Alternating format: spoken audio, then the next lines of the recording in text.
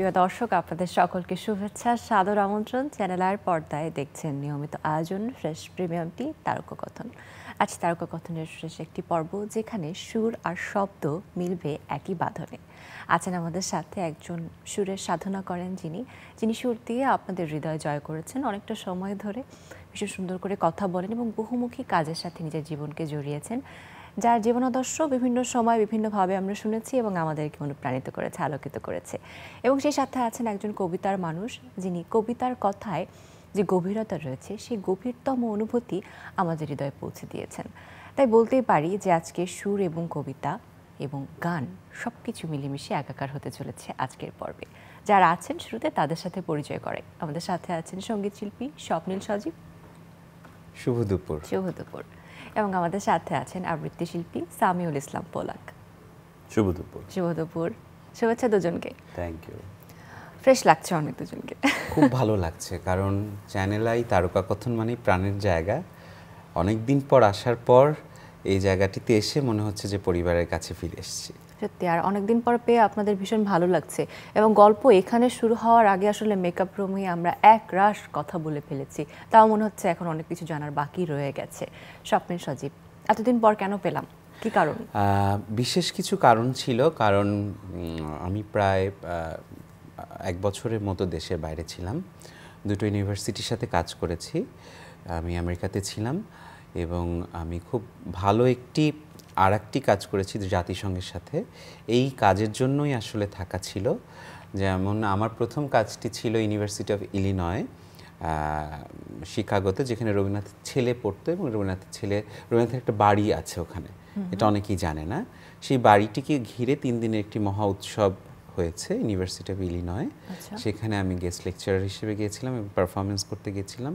তো ওটার একটা বড় দায়িত্ব আমার মধ্যে ছিল। এবং আর একটা ছিল হচ্ছে ইউনিভার্সিটি অফ মিনিসোটাতে, ওখানে আমি প্রায় 15 দিনের একটি ওয়ার্কশপ করিয়েছি রবীন্দ্রনাথ এবং বাংলা মিউজিক নিয়ে, আর্ট অ্যান্ড মিউজিক নিয়ে। আর আরেকটা যেটা বিশেষ কাজ করেছি, আমি প্রথম শিল্পী, বাংলাদেশি শিল্পী হিসেবে ইউথ লিডারশিপ বলে ইউনাইটেড নেশনে একটি প্রোগ্রাম হয়েছে, সেখানে আমি অংশগ্রহণ করেছি এবং বাংলা ভাষা, বাংলা গান এবং মিউজিক ফর পিস এই ব্যাপারটি নিয়ে তুলে ধরেছি বা রিপ্রেজেন্ট করেছেন। এই প্রোগ্রামটা আসলে ভীষণ সুন্দর। প্রতি বছর বাংলাদেশ থেকে কিন্তু অনেকেই ওখানে যাচ্ছেন এবং বিভিন্ন দেশে এই আয়োজনটা করা হয়ে থাকে একই সময়। সাচ এ প্রাউড মোমেন্ট আসলে। Congratulations. Thank you. Exactly, congratulations. আরও জানবো স্বপ্ন সজীবের কাছে, পোলাকের কাছে একটু শুনতে চাই। সজীব না আসলে পোলাকও আসে না, এটা কেন? পোলাক কোথায় ছিল এতদিন? আমি দেশেই ছিলাম। এই তো। এবং এই জুটির যে বন্ডিং, যে একজন তারকায় না আসলে আমিও যাব না, একজন এখানে না গেলে আমিও যাব না, বন্ডিং এর রহস্যটা আসলে কি? বন্ডিং এর রহস্যটা music for piece, art for piece, শান্তির জন্য। আসলে ভিজিবিলিটি, আমার যেটা মনে হয় যে ভিজিবিলিটি আসার পেছনে না একটা কারণ দরকার। মানে I am not for show case, তো এটা একটা কারণ হতে পারে। আর একটা কারণ হচ্ছে Swapnil is my consistent force towards art, towards moving ahead, একটু আগানো পেছানো.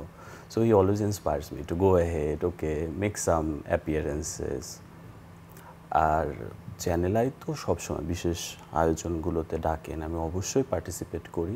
কিন্তু আমার সত্যি মনে হয় যে প্রয়োজন ছাড়া এখন এক যুগের বেশি হয়ে গেছে স্বপ্নীল, আমরা কাজ করছি এই রবীন্দ্রনাথকে নিয়ে, বাংলা সাহিত্য নিয়ে এবং ক্লাসিক লিটারেচার নিয়ে।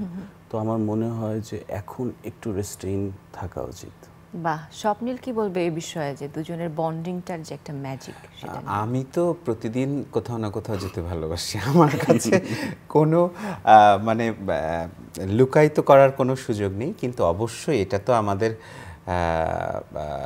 ভালোবাসার একটা জায়গা। ও আমার বড় ভাই, সেই জায়গা থেকে ছোটবেলা থেকে একসাথে বড় হওয়া এবং আমার যে এই বিশেষ করে রবীন্দ্র সাহিত্যের উপর যে ভালোবাসা, ভালো লাগা, সেটা পুরোটাই ওর মাধ্যমেই এসছে। না হলে হয়তো আজকে আমার পরিচয়টা অন্যরকম হিসেবে হতো। এবং একসাথে থাকতে গিয়ে যেটা হয়েছে যে আমরা যে কোনো আর্ট ফর্ম বা সাহিত্যকে আমরা যাপন করতে চেয়েছি। সেই কারণে আমাদের ভাবনাগুলো যেহেতু মিলে যায় এবং আমাদের অভ্যাসগুলো বা আমাদের জীবন দর্শনগুলো যেহেতু মিলে যায়, সেই কারণে আমরা চাই যে একসাথে ভালো কিছু প্রোডাকশন করতে, ভালো কিছু দিয়ে যেতে, যেটা আমাদের পরবর্তী প্রজন্ম হয়তো সেটাকে কিছুটা হলেও লালন করবে। সো এই বন্ডিংয়ের সেন্টার পার্সন হচ্ছে রবীন্দ্রনাথ। বাহ, আসলে রবীন্দ্রনাথ আসলে অনেকভাবে মানুষকে মিলায়িত করেছে, এক আত্মার সাথে আরেক আত্মার বাঁধন জুড়ে দিয়েছে। তবে বন্ধুত্ব বলি বা কি বলবো, কম্প্যানিয়নশিপ বলি, সেই জায়গাতে ব্রাদারহুডের জায়গাতেও যে রবীন্দ্রনাথ এতটা প্রাসঙ্গিক আমাদের জীবনে, আসলে আপনারা একটা দারুণ উদাহরণ হতে পারেন সকলের জন্য। আচ্ছা, স্বপ্নিল সজীবের কাছে একটু যেতে চাই, যেহেতু এখন ইন্টারন্যাশনালি আসলে আমাদের কালচারকে, আর্ট অ্যান্ড কালচারকে আপনি রিপ্রেজেন্ট করছেন, অ্যান্ড রবীন্দ্রনাথ তো ইন্টারন্যাশনালি বহু বছর ধরে আসলে পরিচিত।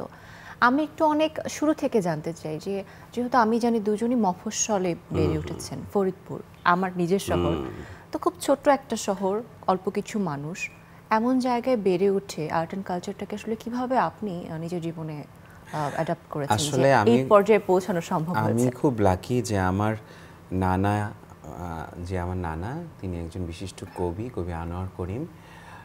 তার ভালোবাসা, ভালো লাগে এবং অনুপ্রেরণা আমার ছোটবেলা থেকে আসলে কাজ করেছে। তিনি আমাকে এমনভাবেই বড় করেছেন বা আমার পরিবারকে, যে সেখানে ধর্ম, বর্ণ এগুলো থেকেও মানুষ হবার যে একটি শক্তি তিনি আমাদের মধ্যে দিয়েছেন। পুজোর সময় পুজোর পার্বণটাকে উদযাপন করা, বাংলা দিবসগুলোকে উদযাপন করা, তারপরে গানকে উদযাপন করা, শিল্প সাহিত্যকে উদযাপন করা, এই যে আনন্দ আয়োজন, সেটা আসলে আমার বাড়ি থেকে শুরু হয়েছে।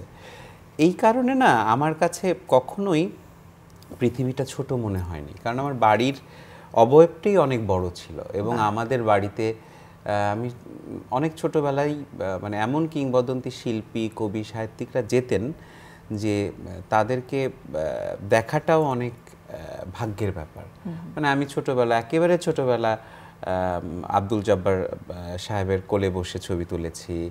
অনেক বড় বড় কবি সাহিত্যিকরা আমাদের বাসায় গেছেন, নির্মলেন্দু গুণ গেছেন, বিবি রাসেল গেছেন। তো এই মানুষগুলোকে দেখলেও কিন্তু একটা অনুপ্রেরণা জাগে যে আমি তাদের মতো হতে চাই বা তাদের মতো আমি কাজ করতে চাই। তো সেই জায়গা থেকে, আর তুমি জানো যে ফরিদপুর প্রচণ্ডভাবে কালচারালি একটা এনরিচ জায়গা, যে আমার মনে হয় যে ঢাকা শহর বা বাংলাদেশে কি হচ্ছে আমরা জানি না, কিন্তু আমরা ওই সমস্ত অনুষ্ঠান উদযাপন করছি, সমস্ত দিবস করছি, ফরিদপুরে কিন্তু ছোট হলেও এটা কিন্তু খুব সুন্দরভাবে উঠেছে। তো আমার কাছে মনে হয় যে এই পরিবেশটা পেয়েছি দেখেই হয়তো এখন যখন অনেক বড় বড় দেশে যাই, আমি অলমোস্ট ৪৫টা দেশ ভ্রমণ করেছি গান নিয়ে, তখন মনে হয় যে আমি তো আমার দেশেই আছি, আর আমি তো আমার সেই ফরিদপুরকে নিয়েই ঘুরে বেড়াচ্ছি, আমার বাংলাদেশকে নিয়েই ঘুরে বেড়াচ্ছি। দারুণ। পোলাকের ছোটবেলার কথা একটু জানতে চাই, যে পোলাকের কবিতার প্রতি ভালোবাসা, স্বপ্নিল সজীব তো ছিল যে পরিবার থেকে একটা দারুণ অনুপ্রেরণা পেয়েছে, পোলাকের অনুপ্রেরণার জায়গাটা কি ছিল? আমার কবিতা নিয়ে বেসিক্যালি কোনো অনুপ্রেরণার জায়গা ছিল না, ইট হ্যাপেন সেরেন্ডিপিটিয়াসলি। আমার আম্মা আমাকে কালচারাল দিকগুলোতে, আমি অত স্পোর্ট লাভার ছিলাম না, তো আমার মা আমাকে নিয়ে রুহি আপার কাছে নিয়ে গেল প্রথম কবিতা আবৃত্তি করাতে। তো স্কুলে ছোটোখাটো দু একটা ফাংশন করা, দেন জাতীয় শিক্ষা সপ্তাহ, ক্যারিয়ার লিফট করছে বলে না যে ভাগ্যের দিক থেকে, of course there is a help of so many people, কিন্তু ভাগ্যক্রমে এদিকে আসা। আমি নিজে খুব মানে কবিতা পছন্দ করি, হয়তো সেটারও একটা যোগ আছে, আমার আব্বা খুব সাহিত্য পছন্দ করতো, ওভাবেই হয়েছে। ওকে, সো নিজের এই রিসাইটার পরিচয়টা, একজন আবৃত্তি শিল্পী, কখনো কি মনে হয়েছে আবৃত্তি শিল্পীর বাইরে অন্য কোনো ডেজিগনেশন নিজের নামের সাথে যুক্ত হোক, বা যদি সেটা হতো তাহলে কি হতে পারত? না, আমার কাছে মনে হয় সবচেয়ে বড় পরিচয় হচ্ছে যে আমি একজন শিল্পী। এটা আমাকে অন্যান্য সবার থেকে ডিস্টিংগুইশ করে ফেলে। আমি মনে করি পৃথিবীতে দুইটা শ্রেণী আছে, ordinary, extraordinary, and I love to believe I am an extraordinary person. বাহ, দারুণ। কিন্তু সেলফ কনফিডেন্ট আর নিজেকে ভালোবাসা কিন্তু একটা আর্ট, সবাই পারে না।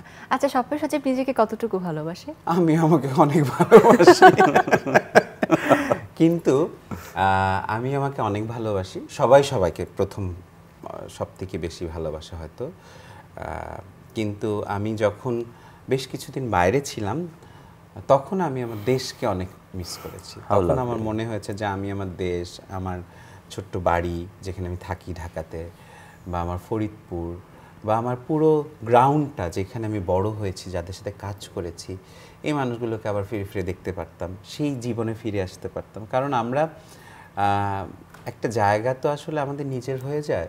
এই যে তুমি যে জায়গাটাতে বসে আছো, এই জায়গাটাতে তুমি যতই তুমি অন্য কাজ করো, এইখান থেকে যদি তোমার শুরু হয়, এইখানটা তোমার কাছে কিন্তু একেবারে পবিত্র স্থানের মতো মনে হবে। তো এই এই পরিবেশটাকে আমি খুব মিস করি, আমাদের দেশটাকে মিস করেছি। তো এবার এসে আমার মনে হয়েছে যে আমি অনেক কাজ করব, ফ্রুটফুল কাজ করব, যেটা আমার নিজেকে ভালোবাসাটাকে আরও বেশি কঠোর এবং কঠিন করে তুলবে। ওকে, আচ্ছা, এই যে রবীন্দ্রনাথ তো আসলে ইন্টারন্যাশনালি অনেক আগের থেকেই পরিচিত, তাই না? এবার আপনি বাংলাদেশ থেকে রবীন্দ্রনাথকে রিপ্রেজেন্ট করতে অন্য একটা ধাঁচে আপনি এবারে গিয়েছেন, সেখানে আপনার স্টুডেন্টরা ছিল, তারা আসলে কিভাবে এটা এখন অ্যাকসেপ্ট করছে, বা আপনার স্টুডেন্ট কারা ছিল এবার? না, ওখানে তো ইউনিভার্সিটি অফ ইলিনয়ের আর্ট কালচারের সেমিনার হলের তো তারা ছিল, এবং কিছু বাঙালিরা ছিল, কিন্তু বেশিরভাগই অবাঙালিরা ছিল। এবং তারা তো রবীন্দ্রনাথ সম্পর্কে ওরকম জানে না, তারা মূলত ট্রান্সলেশন ভার্সনটাই শুনেছে। তারা কিন্তু খুব আগ্রহ প্রকাশ করেছে, কারণ কি, রবীন্দ্রনাথের সুরটা তো ভীষণ সাবলীল, এবং রবীন্দ্রনাথের কিছু গানের সুর কিন্তু জ্যাজের সাথে মিলে যায়, সফট জ্যাজের সাথে মিলে যায়। তো তারা সুরটাকেও অনেক বেশি অ্যাডপ্ট করার একটা প্রয়াস তাদের মধ্যে ছিল। এবং বাণীটা তো আসলে রবীন্দ্রনাথের বাণী তো খুবই সার্বজনীন, এবং রবীন্দ্রনাথের বাণীটা তো যে কোনো ভাষা বা যে কোনো জায়গা বা যে কোনো পরিবেশের জন্যই একেবারে সমসাময়িক। তো রবীন্দ্রনাথকে খুব সুন্দরভাবে তারা অ্যাকসেপ্ট করেছে, এবং আমি কাজ করেছি তো রবীন্দ্রনাথের ভাঙা গান নিয়ে। মানে রবীন্দ্রনাথ ঠাকুর যে ভাষার গান বা অন্য ভাষাভাষী সাহিত্য থেকে যেটা অনুপ্রাণিত হয়েছে, সেখানে বাংলা ফোক গান ছিল, জারি সারি ছিল, স্কটিশ গান ছিল, সাউথ ইন্ডিয়ান গান ছিল। তো সেই জায়গা থেকে অনেকগুলো নতুন নির্যাসকেও আমরা অ্যাড করতে পেরেছি, যেটা আসলেই খুব বেশি এনচ্যান্টিং ছিল, এবং মানুষ এটাকে খুব ভালোভাবে অ্যাকসেপ্ট করেছে। আচ্ছা, বাংলাদেশের রবীন্দ্রনাথের অডিয়েন্স এবং বাইরের দেশের রবীন্দ্রনাথের অডিয়েন্স, পার্থক্যটা কোন জায়গায় আপনি খুঁজে পান? আমার কাছে মনে হচ্ছে, মানে এই সময় দাঁড়িয়ে, যে আমাদের দেশে আরও বেশি লঘু সঙ্গীতের চর্চা হওয়া দরকার, স্পেশালি নতুন প্রজন্মের কাছে। লঘু সঙ্গীত বলতে আমি রবীন্দ্র, নজরুল, পঞ্চকবিকেও বলছি, যে বাইরের দেশে যারা চলে গেছে তারা কিন্তু তাদের বাচ্চাদেরকে একটা মাইন্ডসেট করে দিয়েছে যে এগুলো করতে হবে, তো তারা ওটাকেই বেস করে আগাচ্ছে। কিন্তু আমাদের দেশে এখন প্রচার মাধ্যম, গণমাধ্যম বা ডিজিটাল মাধ্যমটা এত বেশি ফ্লারিশ করেছে, আমার মনে হয় সেই জায়গা থেকে শুদ্ধ ধারার গান বাজনার জায়গাটাকে আমাদেরকে আরও বেশি তরুণদের মাঝে প্রেরণা জাগানোর ব্যবস্থা করতে হবে। তাহলে হয়তো এই গানগুলো পরবর্তী প্রজন্মের কাছে থাকবে। এই যে একটি গানের মধ্য দিয়ে দুই বাংলার শিল্পীর একত্রিত হওয়া এবং অনেকগুলো দেশ ঘোরার গল্প, দেশের বাইরের শিল্পীদের সাথে কাজ করার অভিজ্ঞতা, কি বলবেন এই কাজটি নিয়ে? খুব ভালোবাসা কাজ করে, কারণ যখন আমি না, আমার দেশে যে কোনো শিল্পী বা যে কোনো আর্ট কালচারের মানুষ অন্য জায়গাতে নিজেদেরকে তুলে ধরতে পারে সুন্দরভাবে, সঠিকভাবে, মনে হয় তো এই তো আমার দেশ, সেখানেই মনে হয় আমাদের জয় জয়কার। এবং সেটা আমি না হয় অন্য কেউ হলেও কিন্তু আমার তদ্রূপ আনন্দ হতো।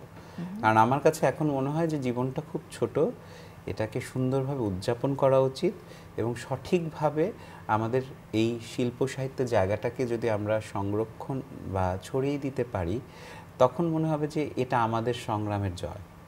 বাহ, দারুণ। পোলাকের কাছে একটু শুনতে চাই, যেহেতু স্বপ্নের সজীব বলছিলেন জীবনটা আসলে ছোট, এই ছোট জীবনে অনেক মানুষের অনেক চাওয়া, অনেক পাওয়া, অনেক ইচ্ছে থাকে। জীবনের এই পর্যায়ে এসে যদি পোলাককে জিজ্ঞেস করা হয় যে সে এখন জীবন থেকে কি চায়, কি বলবেন? শান্তি। শান্তি কিভাবে মিলবে? Inner piece. আমি বাইরের পৃথিবীকে চেঞ্জ করতে পারবো না, আমি অনুপ্রাণিত করতে পারি, ইন্সপায়ার করতে পারি, বাট আমি যেই কাজটা নিজে করতে পারি সেটা হচ্ছে যে নিজের ভেতরকার ইনার লাইফ যেটা বলি আমরা, যে আত্মার সাথে থাকা, ওইটাকে মানসিকভাবে ঋদ্ধ করা, কতটা আনএফেক্টেড থাকা, যে এত নয়েজ বাইরে, এত পলিউশন, আমি যদি সব কিছুতে পার্টিসিপেট করতে চাই, I will B A disturb person. So আমার আশেপাশে যে সম্পর্কগুলো আছে সেগুলোকে নিয়ে সুন্দর করে থাকা, কবিতার মধ্যে থাকা, কারণ কোনো কবিতাই না তোমাকে ধ্বংস, তারপরে কোনো ধরনের নেগেটিভিটি দেয় না। It gives you such kind of peace, vision, নতুন করে দেখা, একটা উত্তরণ শেখায়। তো আমার মনে হয় যে ওই জিনিসটা, এবং জীবন থেকে খুব সুন্দর বললো যে খুব ছোট, গতকাল একটা মারা গেলেন একটা অ্যাক্সিডেন্টে। সো আমার life is not certain, what is certain, your peace, you can work on that. পোলাক, এই আবৃত্তিটা নিয়ে কি আমাদেরকে একটু বলতে পারবেন, কি নিয়ে ছিল? এটা বিশ্ব কবিতা দিবস উপলক্ষে ইউনেস্কো ফিচার করেছিল বাংলাদেশে, এবং thanks to Swapnil Sajib, owner production থেকে এসেছে, হি ওয়াজ মাই প্রডিউসার। এবং আর ওই তো খুব সুন্দর একটা কাজ, ঝুলন, যেটা বলে যে মরণ দোলায়, এই যে জীবন মরণের যে দোলাচল, এটা নিয়ে একটা খুব সুন্দর একটা কবিতা। বাহ, স্বপ্নীল সজীব প্রডিউসার হিসেবে মানে আর কি কি পারেন আপনি? উপস্থাপনা, প্রোডিউসিং, সঙ্গীত শিল্পী, অভিনয়, মডেলিং, আর কি আছে? কি হিডেন ট্যালেন্ট আছে আমরা এখনো জানি না? কিছুই পারি না। আমার খুব ইচ্ছা একটা সিনেমা বানাবো, 2030 সালে বানানোর ইচ্ছা ছিল, কিন্তু মনে হয় 30 সালে হবে না, এটা 40 সালে যেতে হবে। আচ্ছা, সিনেমা বানাতে চান, তার মানে নিশ্চয়ই কোনো একটা গল্প মাথায় তো নিশ্চয়ই আছে। সেটা অবশ্যই কোনো নারীর কণ্ঠশিল্পীর সংগ্রামের গল্প হবে। বাহ, নারী কণ্ঠশিল্পীর সংগ্রামের গল্প। হ্যাঁ, যেহেতু পুরুষ কণ্ঠশিল্পী, আমার সংগ্রামটা অতটা এনচ্যান্টিং হবে না, সেই কারণে আমি নারী কণ্ঠশিল্পীকে বেছে নেব। পুরুষ ভালো প্রোডিউসার, সো আমি ওইটার আমার একটা ইচ্ছা আছে। ওকে, সো পোলাক কি বলবেন যে স্বপ্নের সজীব যদি সিনেমা বানায় কেমন হতে পারে? আপনার কি প্রত্যাশা? স্বপ্নীলের conviction level 100 out of 100। He is very focused, ambitious, এবং যে কাজটা করে নিজে 100% দিয়ে করার চেষ্টা করে। And there are so many factors here and there, সেগুলো অনেক সময় ক্লিক করে না, that's different thing, but he is very hard working, মানে কমপ্লিটলি আমার অপোজিট, ভেরি লেড ব্যাক, দেখি ভোগ করি, হ্যাঁ, ইজ ভেরি ফোকাসড, এবং আই এম শিওর যে ও যে কাজটাই করবে নিজের 100% দিয়ে করবে, তারপরে বাকিটা he will be successful, trust me. আজকের এপিসোডটা উইল বি এবং মজার কথা, আমার ফার্স্ট স্কুল কিন্তু চ্যানেল আই, সো এটা আমার আজকে বলতে খুব ভালো লাগে, এবং আমি বলি সব জায়গায় যে আমার প্রথম শিক্ষা শুরু চ্যানেল আই থেকে, প্রথম টিভিতে গান গাওয়া চ্যানেল আইতে, আমার প্রথম উপস্থাপনা চ্যানেল আইতে, আমার কাজ করা চ্যানেল আইতে। তো চ্যানেল আই হচ্ছে আমার কাছে একেবারেই আমার পরিবার। তো কোন অনুষ্ঠানে প্রথম উপস্থাপনা করেছেন বলবেন? গানে গানে সকাল শুরু। প্রতিদিন সকালে আমরা যে গানের অনুষ্ঠানটা দেখি চ্যানেলের পর্দায়, হ্যাঁ, সকাল শুরু। তো প্রত্যেকটা নতুন অনুভূতিতে একেবারে মনে দাগ কেটে যায়। তো আমার প্রতিটা সুন্দর শিল্পী হিসেবে আত্মপ্রকাশের যে জায়গাটা, সেই প্রত্যেকটা জায়গায় আমার চ্যানেলে থেকে শুরু। আবার চ্যানেলের একটা রিয়েলিটি শো থেকে কিন্তু আপনার যাত্রা শুরু হয়। সেই শোটার নাম কি বলবেন? নবগানে নবপ্রাণে। সেটাও রবীন্দ্রনাথের উপর ছিল, রবীন্দ্রনাথের সার্ধশতবার্ষিকীতে ছিল। তো এই সব কিছু মিলে আসলে এই জায়গাটা আমার কাছে একেবারে পূর্ণভূমির মতো একটা জায়গা। বাহ, দারুণ। পোলাক যেহেতু আবৃত্তির সাথে আছেন, এখনও আমার মনে হয় যে বাংলাদেশের অনেকেই আবৃত্তি শিল্পী এটাকে আসলে ফুললি একটা প্রফেশন হিসেবে নেওয়াতে খুব বেশি একটা আগ্রহী না, বা মনে হয় যে হয়তো হতে পারে না। তো যারা নতুনভাবে কাজ করতে চাচ্ছেন বা কবিতা নিয়ে আগ্রহী, তাদের প্রতি যদি কোনো পরামর্শ থাকে সেটা কি হবে আপনার? একটি পরামর্শ যে ফলো ইউর ড্রিমস, কারণ যা স্বপ্ন দেখে মানুষ, সেটা সত্যি করার জন্য তার পুরোটা বিসর্জন দেওয়া উচিত। এখন ফাইন্যান্সিয়ালি কতটা স্টেবল হব, আমার জীবন কোন দিকে যাবে, এতগুলো সেটব্যাক নিয়ে থাকলে সে আবৃত্তি কেন, কোনো প্রফেশনেই সাকসেসফুল হতে পারবে না। You have to go out and give your best. আমি যখন চলে আসছি, আমি কিছু আগে পিছিয়ে কিছু ভাবিনি, বাট আমি আমার এক্সপিরিয়েন্স বলতে পারি। আমার এক্সপিরিয়েন্সের ক্ষেত্রে আমার দুটো স্ট্রংগেস্ট সাপোর্ট আছে। আমার মা আছে, কি আছে, ফেইল করলা, আমি আছি, চলে আসো আমার ছেলে তুমি। স্বপ্নীল আছে to hold me back.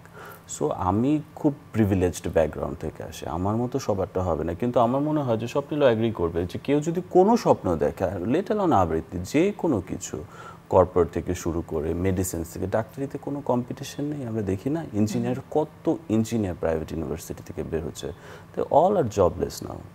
It's a bad situation. তো তুমি যে কাজটা করো কনভিকশন দিয়ে করো, নিজে ইনভেন্ট করো। ওয়াই তোমাকে সরকার সবসময় হেল্প করবে, প্রাইভেট ইনস্টিটিউশন হেল্প করবে? You help yourself. তোমার জীবনটা তো তোমার, এখানে কেউ কাউকে হেল্প করে না। আর এখন মাধ্যম বেড়ে গেছে, এখন কম্পিটিশন তো বেড়েই গেছে, মাধ্যমও বেড়ে গেছে। এখন আগে আমাদের কি হতো, একটা চ্যানেল বা একটা পত্রিকার কাছে যেতেই হতো একটা কিছু প্রচার প্রসারের জন্য। এখন কিন্তু আমি নিজেই একটা চ্যানেল।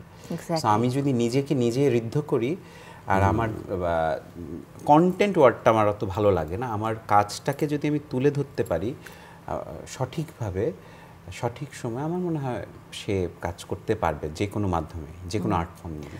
যেহেতু কন্টেন্টের প্রসঙ্গ আসলো, সবাই বলে যে নাও এভরিথিং ইজ কন্টেন্ট, হ্যাঁ, মানুষ যাই করছে সেটাকে কন্টেন্ট বুঝছে। তো এই কন্টেন্টের যুগে আসলে সত্যিকারের শিল্প যেটা আমরা সঙ্গীত বলি, শুদ্ধ সঙ্গীত বলি, শুদ্ধ আবৃত্তি বলি, নৃত্য চর্চা বলি, সেগুলা কতটুকু ঝুঁকির মুখে মনে হয় জকলিন? ভীষণ ঝুঁকির মুখে, কিন্তু আমার দৃঢ় বিশ্বাস যে শুদ্ধ চর্চাই থেকে যাবে এন্ড অফ দ্য ডে। কারণ এই শুদ্ধতার না একটা আলাদা শক্তি আছে। হয়তো সেটা বুম করবে না বুমেরাঙের মতো, কিন্তু আগে কি হতো, আমরা একটা অনুষ্ঠান বলতাম বা প্রোগ্রাম বলতাম, কিন্তু এখন বলি কন্টেন্ট। এই কন্টেন্ট আগে বলতাম সিনেমা নাটক, এখন বলি কন্টেন্ট। তো এই ওয়ার্ডটার সাথেই আমার মনে হয় যে যেমন আগে বলতাম ভাইরাল হয়ে গেছে, ভাইরাল কিন্তু আমরা পজিটিভ অর্থেও বলতাম, কিন্তু এখন ভাইরাল বললেই কিন্তু মানুষ মনে করবে যে এটা একটা নেগেটিভ ওয়ার্ড হয়ে গেছে। তো এই বেড়াজাল থেকে আমাদেরকে বেরিয়ে আসতে হবে এবং আমাদের সুন্দর সুন্দর অনুষ্ঠান বা সুন্দর সুন্দর কাজ উপহার দিতে হবে, যেটা থেকে যাবে। Thank you so much. আসলে আমরা চাই শুদ্ধতাই আসলে ছড়িয়ে পড়ুক আমাদের মাঝে। অনেক ধন্যবাদ, ভালো থাকবেন। দর্শক, এই ছিল আমাদের আজকের আয়োজন। আশা করি ভালো লেগেছে। আগামীতে আবারও দেখা হবে সেই প্রত্যাশায় বিদায় নিচ্ছি।